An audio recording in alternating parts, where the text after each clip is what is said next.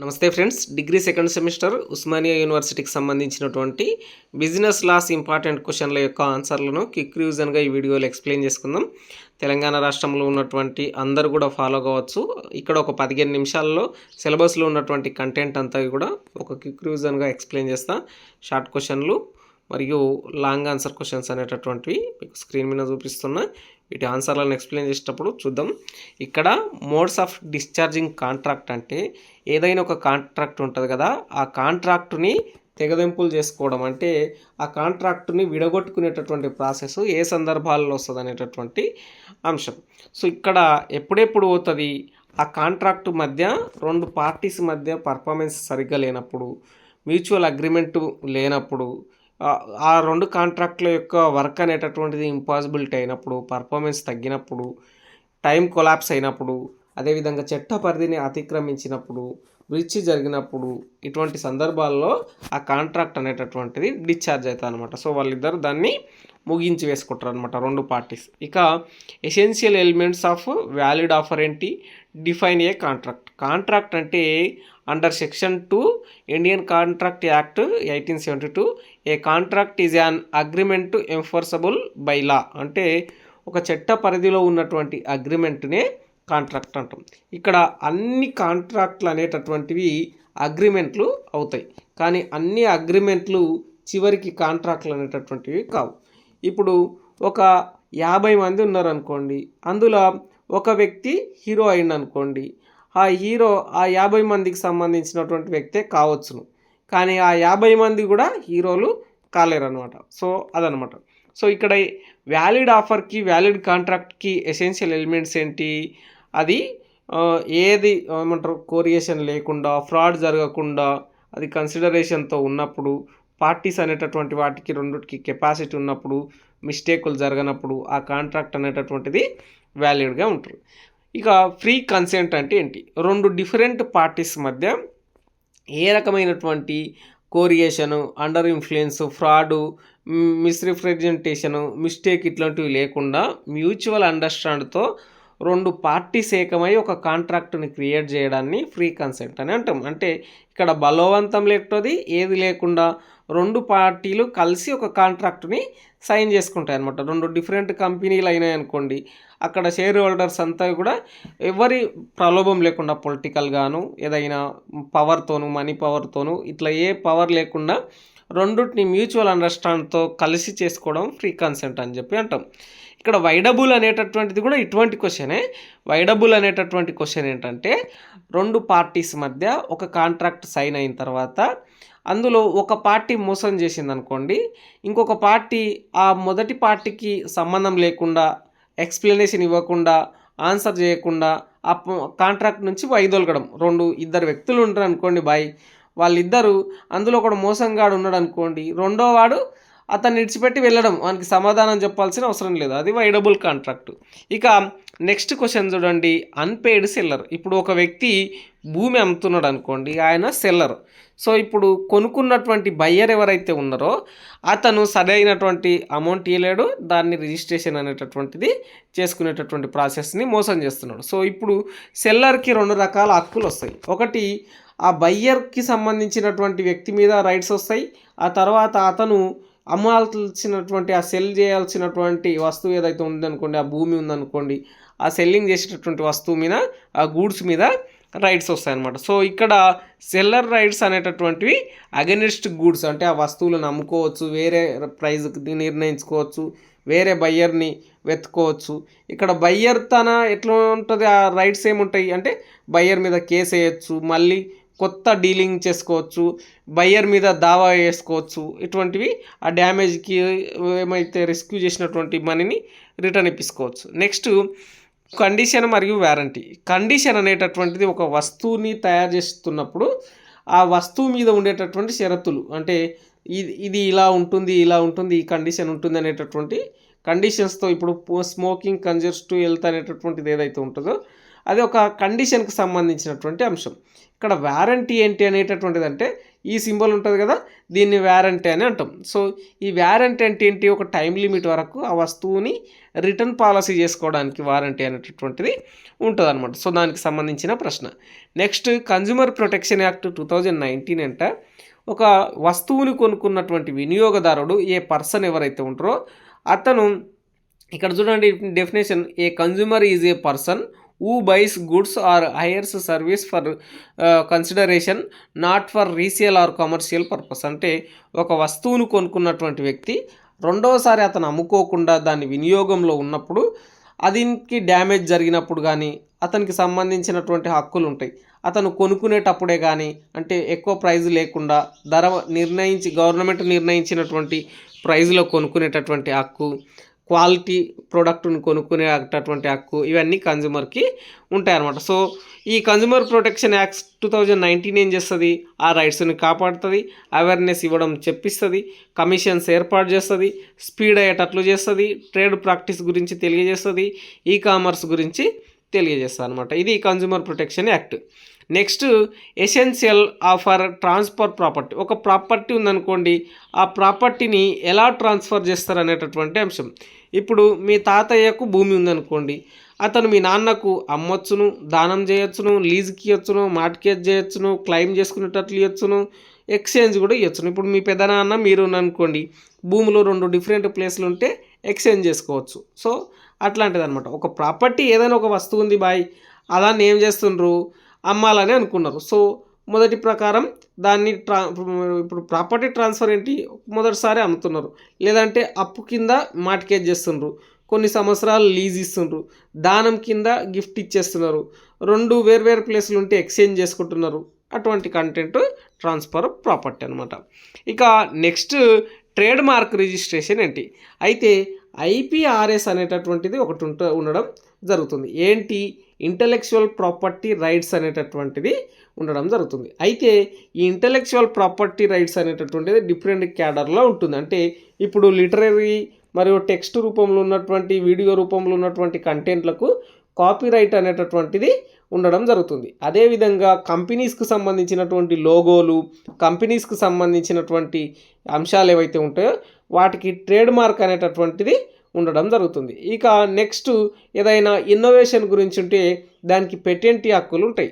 So ఇప్పుడు trade mark registration ఎట్లా జరుగుతుందంటే, ఒక వస్తువుకు సంబంధించి ట్రేడ్ నమోదు చేయాలనుకున్నారు, ఒక లోగో డిజైన్ చేసినారు, దాన్ని ట్రేడ్ నమోదు చేయాలనుకున్నప్పుడు దానికి సంబంధించినటువంటి పరిశోధన జరగాలి, ఫస్ట్ సెర్చ్ జరగాలి, అప్లికేషన్ ఫిల్ చేయాలి, దానికి సంబంధించినటువంటి సర్టిఫికేట్లను వెరిఫికేషన్ చేయాలి, దాన్ని కొన్ని రోజులు జర్నల్స్లో ప్రచురించాలి, పత్రికల్లో ప్రచురించాలి, అభ్యంతరాలు వస్తాయంటే తీసుకోవాలి, ఆ తర్వాత రిజిస్ట్రేషన్ అనేది ఇవ్వాలి. ఇప్పుడు గవర్నమెంట్ ఒక ట్రేడ్ మార్క్ను రిజిస్ట్రేషన్ చేయాలనుకున్నప్పుడు, ఒక సినిమా టైటిల్ని రిజిస్ట్రేషన్ చేయాలనుకున్నప్పుడు, ఆ టైటిల్కి సంబంధించినటువంటి వెరిఫికేషన్ అయిపోయిన తర్వాత దానికి సంబంధించినటువంటిది దాన్ని బహిరంగపరిచి పేపర్ అడ్వర్టైజ్మెంట్ ఇచ్చి ఎవరు అబ్జెక్షన్ చేయబోతుందంటే ఆ టైటిల్ని వేరే వాళ్ళకు ఇచ్చేస్తారనమాట. అది trade mark registration process. Next infringement of copyright అనేటటువంటి చెప్పిన కదా, literary, artistic, musical and dramatics వర్క్లో కాపీరైట్ అనేటటువంటిది ఉండడం జరుగుతుంది. సో ఇందులో కాపీ చేసుకోవడం అనేటటువంటిది, వేరే వ్యక్తి కాపీ చేసుకోవడం అనేటటువంటిది ఉండకూడదు. కేవలం దానికి సంబంధించినటువంటి పర్మిషన్స్ మాత్రం అట్లాంటివి ఉంటాయి. ఇవన్నీ IPRS కిందకి రావడం జరుగుతుంది. ఈ డబ్బు ఒకటి చూడండి, ఏంటి, ఈ IPRSలో ఏదైతే ఇన్నోవేషన్కి పేటెంట్ హక్కులు అనేటటువంటివి ఉంటాయి. ఈ లిటరరీ, ఆర్టిస్టిక్, మ్యూజికల్ వర్క్ గురించి కాపీ రైట్స్ ఉంటాయి. బ్రాండ్ లోగో, కంపెనీ ఏవైతే వాల్యూస్కు సంబంధించినటువంటి అంశాలు ఉంటాయో అవి ట్రేడ్ మార్కులలో ఉండడం జరుగుతుంది. ఏదైనా ప్రొడక్ట్ అపీరియన్స్ అంటే ఒక వస్తువు యొక్క డిజైన్ అనేటటువంటిది, ఇండస్ట్రియల్ డిజైన్ అనేటటువంటిది కాపాడుతుంది. ఒక భౌగోళిక ప్రాంతానికి సంబంధించింది ఉంటే దానికి GI అంటే జియోగ్రఫికల్ ఇండికేషన్ అనేటటువంటివి ఉంటాయి. ఇది IPRS చూస్తుందన్నమాట. ఇక్కడ ఇంటలెక్చువల్ ప్రాపర్టీ రైట్స్ అనేటటువంటి చూడండి, IP, patent, trade mark, copyright, layout design, industrial design, graphical indication, plant verify, protection అనేటటువంటి డిఫరెంట్ టైప్ ఉంటాయి. ఇక్కడ రైట్స్ ఆఫ్ పెటెంట్ ఎవరికి వస్తుంది? ఇన్నోవేషన్ పర్సన్స్కి వస్తుంది. సో అతను మ్యానుఫ్యాక్చర్ చేసుకునేటటువంటి రైట్స్, అతను లైసెన్స్ చేసుకునేటటువంటి రైట్స్, అతను దాన్ని అమ్ముకునే రైట్స్, దాన్ని ఇతరుల వ్యక్తులకు ట్రాన్స్ఫర్ చేసేటటువంటి రైట్స్, ఆయన దాన్ని గిఫ్ట్ కింద ఇచ్చేటటువంటి రైట్స్, ఇటువంటివి ఉండడం జరుగుతుంది. నెక్స్ట్ చూడండి, కార్పొరేట్ సోషల్ రెస్పాన్సిబిలిటీ. ఒక పెద్ద కంపెనీ ఉందనుకోండి, ఆ కంపెనీ ఏం చేస్తుంది? కొంచెం ఎథికల్గా, రెస్పాన్సిబిలిటీగా సోషల్ వెల్ఫేర్ లాంటి స్కీమ్స్, ఎడ్యుకేషన్లోను, హెల్త్లోను, అదేవిధంగా హెల్త్కి సంబంధించి, ఎడ్యుకేషన్కి సంబంధించి, స్కూల్కి సంబంధించినటువంటి కొన్ని ఉంటాయి కదా, రోడ్స్ వేయించడం, చెట్లు పెట్టించడం, లేదంటే మరుగుదొడ్లు కట్టించడం, టాయిలెట్స్ పెట్టడం, అటువంటివి అన్నీ సోషల్ అవేర్నెస్కు సంబంధించినటువంటి అంశాలను, environmental development, village sustainable development, ఇటువంటివి చేస్తే ఆ కంపెనీకి నేమ్ వస్తుంది, దాంతోపాటు ఆ కంపెనీ ప్రమోట్ అవుతుంది, కొంత కంట్రిబ్యూట్ చేసినట్లు ఉంటుంది. అటువంటి దాంట్లోనే ఇప్పుడు టాటా కంపెనీ ఉందనుకోండి, పిల్లలకు స్కాలర్షిప్లు ఇవ్వడం, హాస్పిటల్స్ పెట్టడం, రోడ్స్ వేయడం, ఇటువంటివి వాళ్ళని ప్రమోట్ చేసుకోవడం, మరియు సోషల్ అవేర్నెస్లో భాగంగా కార్పొరేట్ సోషల్ రెస్పాన్సిబిలిటీగా కొంత వెల్ఫేర్ మనీని కేటాయించడం జరుగుతుందన్నమాట. సో నెక్స్ట్ క్వశ్చన్ చూడండి, ఈ కార్పొరేట్ సోషల్ రెస్పాన్సిబిలిటీ షార్ట్ క్వశ్చన్లో వస్తుంది, లాంగ్ ఆన్సర్ క్వశ్చన్లో వస్తుంది. Next share holders meeting.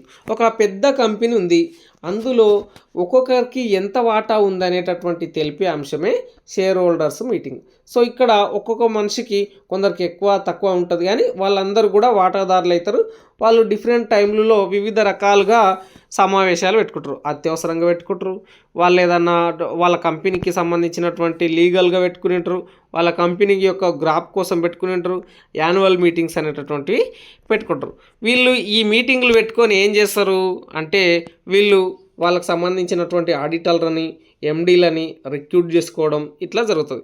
Statutory meetings ఒకటి, యాన్యువల్ మీటింగ్స్ ఒకటి, ఎక్స్ట్రాడినరీ మీటింగ్స్ ఒకటి, క్లాస్ మీటింగ్స్ ఒకటి అనేటటువంటివి మొత్తం 4 రకాల షేర్ హోల్డర్స్ మీటింగ్స్ అనేటటువంటివి ఉండడం జరుగుతుంది. Next managing director and disqualifications ఏంటి? ఇప్పుడు మేనేజింగ్ డైరెక్టర్స్ అంటే ఎవరు నియమిస్తారు అంటే, a managing director MD is the chief executive responsible for the day to day management of a company. ఒక కంపెనీ నిర్వహించేటటువంటి మనిషిని మనం మేనేజ్మెంట్ డైరెక్టర్ అని అంటాం.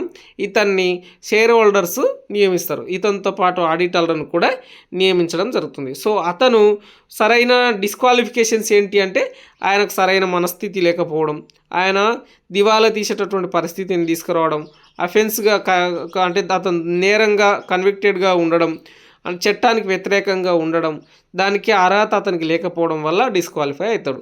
ఒకవేళ క్వాలిఫై అపాయింట్మెంట్లు ఎట్లా జరుగుతాడు? ఎవరైతే షేర్ హోల్డర్స్ ద్వారా, డైరెక్టర్ల ద్వారా, బోర్డు డైరెక్టర్ల ద్వారా కంపెనీ యాక్టివ్స్ 2013 ప్రకారం నియమితుడు అవుతాడు. ఇక్కడ next insolvency and bankruptcy code 2016 అనేటటువంటిది ఏంటనేటటువంటిది చూద్దాం.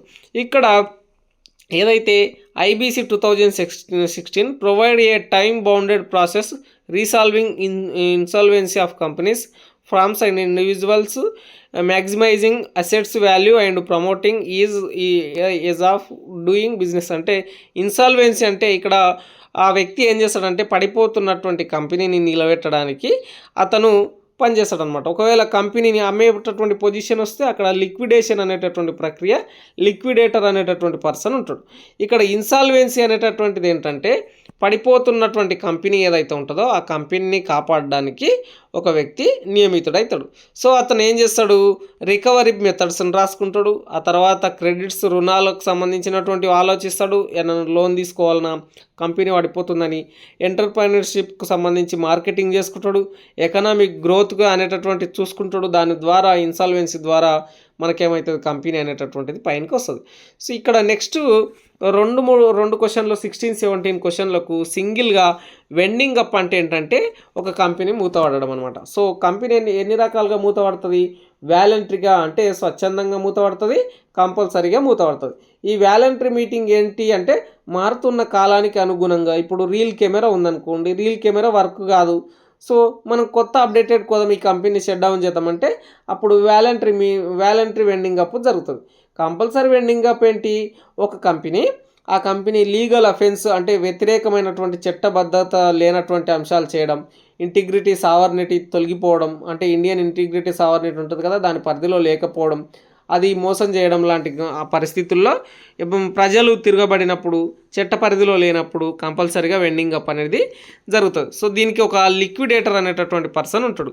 ఆయన ఏం చేస్తాడు, వాళ్ళకి సంబంధించినటువంటి అకౌంట్స్ చూస్తాడు, అసెట్స్ చూస్తాడు, అసెట్స్ అనేటటువంటి షేర్ హోల్డర్స్కు ఎంతెంత రావాలనో వాళ్ళందరికీ జీతాలు ఇచ్చి కొందరికి షేర్ హోల్డర్స్కు మిగిలిన ఆస్తులను అనేటటువంటివి ఇవ్వడం జరుగుతుందనమాట. సో కంపల్సరీ వెండింగ్ అప్లో ఏదైనా ఆస్తులను అనేటటువంటివి ప్రభుత్వం జప్తు చేసేటట్లు చట్ట వ్యతిరేకమైనటువంటివి, ఇప్పుడు కొకైన్, మార్ఫిన్, గంజాయి లాంటివి చేసేటటువంటి కంపెనీలు ఉన్నాయనుకోండి, వాళ్ళను సంస్థలు రద్దు అయిపోతాయి అన్నమాట. నెక్స్ట్ ఏదైతే షార్ట్ క్వశ్చన్లు చూడండి, వైడబుల్ కాంట్రాక్ట్స్ అంటే ఇదివరకు చెప్పిన ఇద్దరు ఒక కాంట్రాక్ట్ మీద సైన్ చేసినప్పుడు మరొక వ్యక్తికి సంబంధం లేకుండానే కాంట్రాక్ట్ నుంచి తొలగిపోయేటటువంటి అవకాశాన్ని వైడబుల్ కాంట్రాక్ట్ అంటాం. ఇన్సాల్వెన్సీ ప్రొఫెషనల్స్ ఏంటంటే పడిపోతున్నటువంటి కంపెనీని నిలబెట్టడానికి ఒక ఏదైతే ప్రొఫెషనల్ పర్సన్ని హైర్ చేసుకోవడం ప్రక్రియనే ఇన్సాల్వెన్సీ ప్రక్రియ అంటారు. ఇక జియోగ్రఫికల్ ఇండికేటర్ ఏంటి, ఒక ప్రత్యేకమైనటువంటి ప్రాంతాన్ని నిర్దేశించడానికి ఐపీఆర్ఎస్ అంటే ఇంటలెక్చువల్ ప్రాపర్టీ రైట్స్ ప్రకారం జియోగ్రఫికల్ రైట్స్ అనేటటువంటివి ప్రతి దేశానికి ప్రతి ప్రాంతానికి నక్షా లేదంటే హద్దులు అనేటటువంటి ఉంటాయన్నమాట. సో నెక్స్ట్ ఏంటి, కార్పొరేట్ గవర్నెన్స్. ఇది వినండి, ఒక కంపెనీ ఉందనుకోండి, అందులో పనిచేసేటటువంటి వాళ్ళు ఉంటారు, క్లీనర్స్ ఉంటారు, మేనేజింగ్ డైరెక్టర్లు ఉంటారు, ఆడిటర్లు ఉంటారు, ఏదైతే ప్రింట్ ఇచ్చేటటువంటి వాళ్ళు ఉంటారు, ఇంకొక గ్రౌండ్లో పనిచేసేటటువంటి వాళ్ళు ఉంటారు. వాళ్ళందరూ కూడా వివిధ పనులు చేస్తుంటారు. సో ఇప్పుడు సబ్బులు తయారు చేసేటటువంటి కంపెనీలో సబ్బు ఫార్ములా తయారు చేసేటోడు ఉంటాడు, సబ్బుని ప్యాకింగ్ చేసేటోడు ఉంటాడు, సబ్బుని కట్ చేసేటోడు ఉంటాడు, సబ్బు సోప్ని తయారు చేసేటటువంటి వాడు ఉంటాడు, ఆ లిక్విడ్ని తయారు చేసేటటువంటి వాడు ఉంటాడు, ఛాయలు అందించేటోడు ఉంటాడు. వాళ్ళందరినీ వివిధ పనులన్నిటినీ కలిపి ఒక ఆడిటర్లు ఉంటారు కొంతమంది, వాళ్ళ మీద మేనేజింగ్ డైరెక్టర్లు ఎండి ఉంటారు, అతని మీద షేర్ హోల్డర్స్ ఉంటారు. ఈ ప్రక్రియను, ఈ అంచెలంచెల వ్యవస్థను మనం ఏమంటాం, కార్పొరేట్ గవర్నెన్స్ అని అంటాం. అంటే కార్పొరేట్ కంపెనీల్లో కూడా పరిపాలన లాంటిది ఉండడం జరుగుతుంది. దానివల్ల ట్రాన్స్పరెన్సీ, అకౌంటబిలిటీ, ఫెయిర్నెస్, రెస్పాన్సిబిలిటీ లాంటివి రావడం జరుగుతుంది అనమాట. ఇది కార్పొరేట్ గవర్నెన్స్ ఫ్రేమ్వర్క్ అనేటటువంటిది. నెక్స్ట్ అగ్రిమెంట్ టు సెల్ అనేటటువంటిది ఏంటంటే జస్ట్ ఒక వస్తువుని అమ్ముతున్నప్పుడు దానికి సంబంధించినటువంటి అమ్మినట్లు పత్రం ఇవ్వడమే అగ్రిమెంట్ కదా. సో ఇక్కడ భూమి అమ్మితే ఆ భూమి పట్ట చేయడం లాంటి అగ్రిమెంట్ వల్ల ఉపయోగాలు ఏంటనేటటువంటిది క్వశ్చన్. సో ఏంటి ఇక్కడ, ఆ కొనుక్కున్నటువంటి వ్యక్తికి ఫ్యూచర్లో దాన్ని అమ్ముకునేటటువంటి హక్కు ఉంటుంది, అనుభవించేటటువంటి హక్కు ఉంటుంది, లీగల్ అఫెన్స్ని ఎదుర్కొనేటటువంటి హక్కు ఉంటుంది, చట్టబద్ధంగా అందులో ఏమున్నా పొందేటటువంటి హక్కు ఉంటుంది. సో అందుకోసం అగ్రిమెంట్ అనేటటువంటిది డెఫినెట్లీ అవసరం అనమాట. నెక్స్ట్ క్వాంటమ్ మెరిట్ దావా. షుట్ ఫర్ క్వాంటమ్ మెరిట్ ఏంటంటే ఒక కంపెనీలో కానీ ఒక వ్యవస్థల్లో కానీ చేసిన పనికి వాళ్ళ యొక్క హక్కును, వాళ్ళు పొందాల్సినటువంటి డబ్బును, వాళ్ళు పొందాల్సినటువంటి కన్సర్ను అడగడం లాంటి దాన్ని క్వాంటమ్ మెరిట్ అంటాం. అది పొందనప్పుడు డిఫరెంట్ క్యాడర్లలో దాన్ని కేసు వేసుకోవచ్చు అనమాట, షూట్ చేయొచ్చు, దాన్ని పోలీసుగా వేయచ్చు, కన్జ్యూమర్ ప్రొటెక్షన్ యాక్ట్ కిందికి వస్తే కన్జ్యూమర్గా వేయచ్చును, కంపెనీస్ కిందికి వస్తే కంపెనీస్ యాక్ట్ 2013 కింద కేసు వేయచ్చును. ఇట్లా డిఫరెంట్ ఉంటాయి అన్నమాట. So next types of consumer forums. వివిధ రకాలైనటువంటి వినియోగదారుల ఫోరమ్స్ అనేటటువంటి డిస్టిక్ లెవెల్లో, స్టేట్ లెవెల్లో, నేషనల్ లెవెల్లో ఉంటాయి. ఇప్పుడు ఫుడ్ సెక్యూరిటీకి సంబంధించినటువంటి ఫోరం అనేటటువంటిది మొదట డిస్టిక్ లెవెల్ ఉంటుంది, ఆ తర్వాత స్టేట్ లెవెల్ ఉంటుంది, ఆ తర్వాత నేషనల్ లెవెల్ ఉంటుంది. వీటన్నిటిని మనం ఆన్లైన్లో కూడా సబ్మిట్ చేసుకుంటాం. దాన్నే మనం ఏమంటాం, ఈ గవర్నెన్స్ అని అంటాం. సో ఇక్కడ చూడండి నెక్స్ట్ క్వశ్చన్, సిఎస్ఆర్ అంటే ఏదైతే సోషల్ రెస్పాన్సిబిలిటీకి సంబంధించినటువంటి కార్పొరేట్ సోషల్ రెస్పాన్సిబిలిటీని సిఎస్ఆర్ అంటాం. ఈ సిఎస్ఆర్ అనేటటువంటిది పెద్ద పెద్ద కంపెనీలు సోషల్ అవేర్నెస్లో, సస్టైనబుల్ డెవలప్మెంట్లో, హెల్త్లో, ఎడ్యుకేషన్లో, ఎన్విరాన్మెంటల్లో ఇచ్చేటటువంటి ఫండ్నే సిఎస్ఆర్ అని చెప్పి అంటాం అనమాట. నెక్స్ట్ కన్జ్యూమర్ ప్రొటెక్షన్ యాక్ట్, ఇది 2019 కింది ఉండడం జరుగుతుంది.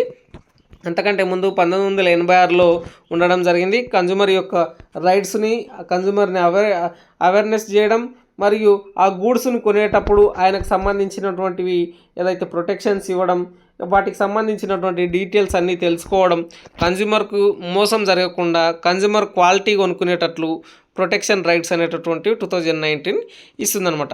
ఇక national company law tribunal NCLT అనేటటువంటిది ఏంటంటే బాయ్ చాలా సింపుల్, ఒక కంపెనీకి సంబంధించినటువంటి హక్కులను కాపాడడమే NCLT వస్తుంది. కంపెనీని మూసేసేటటువంటి హక్కు దీనికే ఉంటుంది. ఇదే ట్రిబ్యునల్ ఏంటి, దీనికి సంబంధించినటువంటి నేషనల్ కంపెనీ లా ట్రిబ్యునల్ అనేటటువంటిది ఇప్పుడు కంపల్సరీ వెండింగ్ అప్ అనేటటువంటిది జరిగిందనుకోండి, అప్పుడు ట్రిబ్యునల్ ఆదేశిస్తేనే కంపల్సరీ వెండింగ్ అప్ అనేటటువంటివి జరుగుతాయి.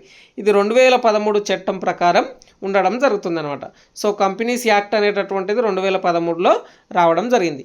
కంపెనీలకు సంబంధించినటువంటి హక్కులను, కంపెనీలకు సంబంధించినటువంటి మెర్జర్స్ని, వెండింగ్ అప్ను, ఇన్సాల్వెన్సీ కేసెస్ని, కంపెనీ డిప్యూట్స్ను, వీటన్నిటిని చూసేటటువంటి ఒక న్యాయ వ్యవస్థనే మనం NCLT అని చెప్పి అంటాం అనమాట.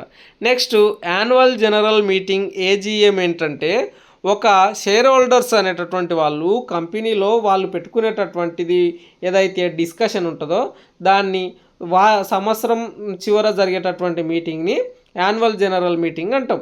ఇది మొత్తం ఏదో షేర్ హోల్డర్స్ మీటింగ్ 4 times జరుగుతుంది. Class meeting, annual meeting, important and అత్యవసరమైనటువంటి అర్జెంట్ మీటింగ్, అదేవిధంగా కంపెనీ పాలసీస్ మీద ఒక మీటింగ్ అనేటటువంటివి జరుగుతుంది. అందులో యాన్యువల్ జనరల్ మీటింగ్ అనేటటువంటిది సంవత్సరం ఎండింగ్లో జరిగేటటువంటిది అనమాట. ఇందులో MDలను రిక్రూట్ చేయడము, ఆడిటర్లను రిక్రూట్ చేయడం ప్రక్రియ ఉంటుంది. నెక్స్ట్ వెండింగ్ అప్ అనేటటువంటిది ఏంటి, కంపెనీలను రద్దు చేసేటటువంటి అంశం. సో అది వాలంటరీగా స్వచ్ఛందంగా కంపెనీ చేసుకోవచ్చు, కంపల్సరీ కంపెనీ మూతపడేటటువంటి పరిస్థితిని తెచ్చుకోవచ్చు అనమాట. ఈ గవర్నెన్స్ అంటే ఏంటి, ఇంటర్నెట్ ద్వారా ఏదైతే టెక్నాలజీ ద్వారా, కమ్యూనికేషన్ ద్వారా ఒక గవర్నెన్స్కి సంబంధించినటువంటిది మనం ఏదైతే టెక్నాలజీని ఉపయోగించుకొని ఇచ్చేటటువంటి గవర్నెన్స్ని మనం ఏదైతే ఈ గవర్నెన్స్ అని అంటాం. E governance means the use of information and communication technology by the government to provide efficient public services. అంటే ప్రజలందరికీ న్యాయబద్ధమైనటువంటి పాలనలను ఆన్లైన్ వేదిక ద్వారా ఇవ్వడం. దాని ద్వారా ట్రాన్స్పరెన్సీ వస్తుంది, పాస్ట్ సర్వీస్ దొరుకుతాయి, అకౌంటబిలిటీ ఉంటుంది, సిటిజన్ పార్టిసిపేషన్ ఉంటుంది, పెయిర్లెస్ అడ్మినిస్ట్రేషన్ అనేటటువంటిది ఉండడం జరుగుతుందన్నమాట. డిగ్రీ 2nd సెమిస్టర్ తెలంగాణ రాష్ట్రంలో ఏ యూనివర్సిటీ అయినా, ఉస్మానియా యూనివర్సిటీ అయినా, ఇంక్లూడింగ్ ఆల్ స్ట్రీమ్స్కి బిజినెస్ లాస్కి సంబంధించినటువంటి ఏ డౌట్ వచ్చినా భయం ఎందుకు, దండన్నా ఉండగా